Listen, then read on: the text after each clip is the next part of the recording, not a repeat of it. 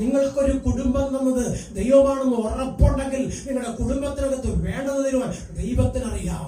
നിങ്ങൾക്കൊരു ഭവനം തന്നെങ്കിൽ ആ ഭവനത്തിനകത്ത് ആവശ്യമുള്ളത് എന്താണെന്ന് അറിഞ്ഞ് ദൈവം നിങ്ങളുടെ കരുത്തിൽ തന്ന് നിങ്ങളെ നിറയ്ക്കും.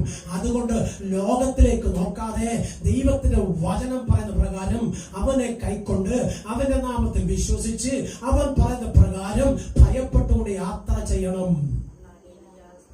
നിന്റെ ഭവനത്തിനകത്ത് സ്തുതിയും ആരാധനയും ഉയരണം. നിന്റെ ഭവനത്തിനകത്ത് ദൈവത്തിന് മഹത്വം ഉണ്ടാവണം. ഈ ദൈവത്തെ എത്ര സ്തുതിച്ചാലും മതി വരും പറഞ്ഞ് ദൈവത്തെ ആരാധിപ്പാൻ നീ തിടുക്കത്തോടെ ഒരുക്കത്തോടെ ദൈവസന്നിധി കടന്നു വന്നാൽ നിന്നെ വഴിയിൽ പതിയിരിക്കുന്ന ഒരു പതിയിരിപ്പ് ശക്തിയും തൊടുവാൻ ദൈവം അനുവദിക്കത്തില്ല. വീട് കടന്ന് അയ്യം വിളിച്ചിട്ട് ചോദിക്കുന്ന ചില ചോദ്യങ്ങളുണ്ട്. ഞാൻ ഇത്രയും കാലം പ്രാർത്ഥിച്ചിട്ട്, ഞാൻ ഇത്രയും കാലം ഉപവസിച്ചിട്ട്, ഞാൻ ഇത്രയും കാലം ആലയത്തിൽ പോയിട്ട്, ഇത്രയും കാലം ഞാൻ സ്വോത്രകാഴ്ച കൊടുത്തിട്ട് എന്തേ എന്റെ കണ്ണുനീരിന് മറുപടിയില്ല?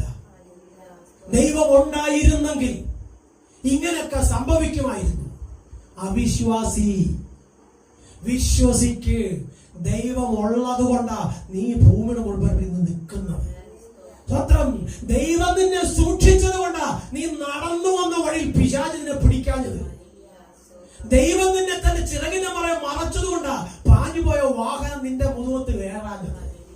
സ്വത്രം ദൈവം ഉണ്ടോ എന്ന് 10 രൂപ കുറഞ്ഞു പോയി, ലക്ഷങ്ങൾ ബാങ്ക് ബാലൻസ് ഇല്ല, അപ്പോഴാ ചോദിക്കുന്നത് ദൈവം ഉണ്ടോന്ന്. കുഞ്ഞെ, നീ ജീവിക്കുന്നത് ദൈവത്തിന്റെ കൃപയിലാണെന്ന് മനസ്സിലാക്കിയിട്ട് ദൈവത്തെ കുറ്റം പറയാതെ ദൈവത്തിനോട് കൂടെ നില്ല. നീ എന്ത് ചോദിച്ചാലും 100 മടങ്ങ് തന്ന് സ്വർഗത്തിലെ വന്ന് നിറയ്ക്കും. നിന്റെ കൈയുടെ അധ്വാന ഫലം നീ തിന്നും. നീ ഭാഗ്യവാ, നിനക്ക് നന്മ വരും. സ്വത്രം ഇപ്പൊ നന്മ വരുന്നുണ്ട്, പക്ഷെ പോകുന്ന വഴി എങ്ങാന്ന് അറിയുന്നില്ല.